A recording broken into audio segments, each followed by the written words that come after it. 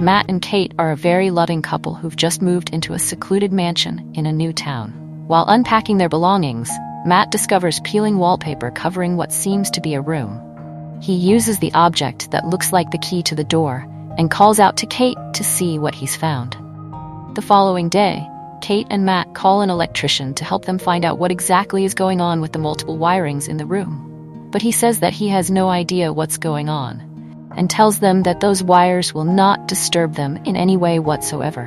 While the electrician is leaving, he mentions to Matt that the couple who lived in the house before them were actually murdered, and he's shocked because their realtor didn't mention anything of that nature. After the electrician leaves, he runs to his computer to research about what happened. And it seems as though a teenage boy is the one who killed the previous residents. Later during the day, Matt shows Kate his favorite art pieces, and Kate's surprised on where Matt got them. He tells her that the room gave him those art pieces, and tells her to try it for herself and ask for something, anything. She asks for $1,000, and voila, there's $1,000. Matt tells her to ask for something else once again. Kate now asks for $1 million, and the room's lights flicker. Then she sees the $1 million on the floor. Kate is immediately freaked out by this because she doesn't understand how a room can grant you anything you want. Matt tells her that the room is actually such a gift, and she shouldn't worry about how it works and why it's even a wishing well. They then start wishing for the most expensive wines, expensive and gorgeous clothes, even more money, gold furniture pieces, and so much more. The next day, Kate still feels unfulfilled even after everything they got last night. Then Matt takes her to their bedroom, where he shows her a crib. He starts suggesting that they start trying for a baby again. Kate isn't on board with this idea, because she's already been pregnant twice, and they were both miscarriages. Matt tries convincing her because all the doctors they've seen constantly say that there's actually nothing wrong with either of them, so they should try again. But Kate says she can't go through that trauma again. Later that day, after calming down, she's back in the room looking at the crib. Then the lights flicker once again, indicating she's made a wish. Matt comes back home to find that Kate has wished for a baby. Matt is infuriated because he believes that what she's done is very wrong. Kate justifies this by saying that she chose to take a shortcut because she can't take the mental load of trying for a baby and it ending up as another miscarriage yet again. Matt tells her that she's very wrong because that baby isn't even real. It's technically not even theirs. He then grabs her to the room so that the room can take it back. But she's unable to give the baby back. And when she hands the baby to Matt so that he wishes it back, he can't do it either. In the middle of the night, the baby is fussy and crying, so Matt wishes for a bottle of milk for the baby. And when he comes back with the milk, he's shocked and confused on how Kate is breastfeeding him, because she's technically not supposed to be able to breastfeed. The next morning, Matt looks at the article again about the previous owners and notices that the killer said that the room told him to do it, so he drives to the psychiatric hospital where the killer of the previous owners is staying to get some answers. When he's there, the killer asks him if he's having fun with all the nice clothes and alcohol. Matt asks him why he killed the Schaefers, and he says that the room told him to do that. He asks for more answers, but John Doe says that what he needs is advice, not answers. He advises Matt to leave that house as soon as possible, while they still have the chance, because according to him, there's only one person more dangerous than the one who can't have something they want, and that's the one who can have anything and everything they want. Matt gets his tank filled, and when he tries grabbing cash to pay, his pockets are filled with nothing but dust. He gets home and grabs a handful of cash and throws it out the window, and it withers and turns to dust on its way to the ground. Still flabbergasted, and tries it with one of his paintings.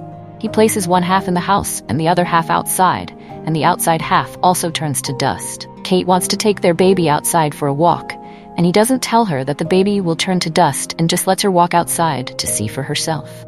The baby starts crying a lot and burning up, while Kate's screaming for Matt, and he runs out to grab the baby, and when he's inside the house, we see that the baby has aged and is now 6 or 7 years old. Kate asks Matt what on earth is happening, and he tells her that whatever you wish for cannot leave the house or else it ages, and then turns to dust. We learn that they've named him Shane, and Kate teaches Shane how to talk and new words. In a sentence she's using to teach him, camping is a part of it, and Shane asks Kate to go camping. But Kate says that he can't because he can't go outside ever, as the germs outside will kill him because he's sick. Meanwhile, Matt receives a package, and it's a gun. Shane sneaks behind Kate and opens the door, but thankfully Kate feels the breeze coming inside the house and rushes to get him away from the door. She and Matt then start bolting all the windows with wood planks. Later that night, Shane asks to sleep with Kate and asks her if she'll be with him forever, and she says she will. During the night, Shane goes downstairs and looks on the art piece of the location of the room, and he enters inside. In the morning, Matt and Kate find to see that Shane wished for a duplicate of the outside so that he can finally go outside and play with snow. Kate is very impressed at what he's done, but Matt isn't impressed or happy, and pulls him out of the room and tells him that he's not allowed inside. Kate is confused on why he's being so mean to Shane, and he explains that what will happen one day if she doesn't allow him to watch TV, and he wishes for dragons to eat them just because he's mad. And on top of that, he's not real, he's a figment. Meanwhile, Shane answers the phone call and it's John Doe on the other end. He instantly knows that Matt and Kate wished for a kid and congratulates him sarcastically. Matt asks him if there's a way things wished for can go outside, and he says that there is the way, but it's a brutal way. He says that Kate would have to die in order for Shane to go outside. And he knows this because he's also a figment, but in his case, his parents agreed fully to die for him. His mom killed his dad, then asked John Doe to kill her so that he'd have a chance to live. Kate is heartbroken to hear all of this and takes the keys and drives away.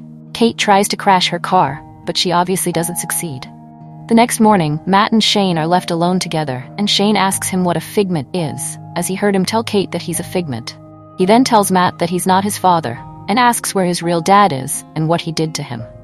Matt finally tells Shane the truth, that he's not a real person, and both Kate and him aren't related to him.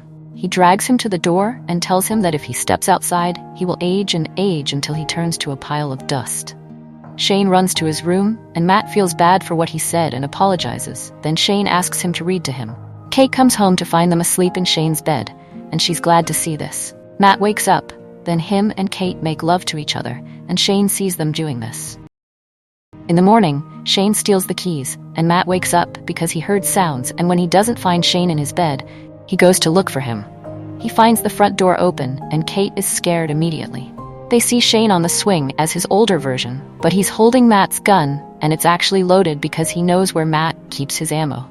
Kate watches Shane and Matt struggle over the gun while she's in and out of consciousness on the ground until she fully becomes unconscious. She wakes up to Matt telling her that they struggled over the gun, but it went off and Shane got shot, and so he took him outside. Meanwhile, Matt wakes up on the floor calling out to Kate. Matt goes through the wires of the wishing room and gets out and starts running into the woods.